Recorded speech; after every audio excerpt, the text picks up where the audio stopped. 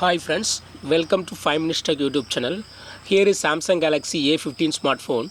In this video, you will learn how to take background blurred image in your phone Samsung Galaxy A15. First of all, in your phone, go to camera and keep the camera mode in portrait. Now, take a picture. I focus on this object. Okay. It will show here ready. Okay, it will show here ready in yellow color, then you can take picture. Okay,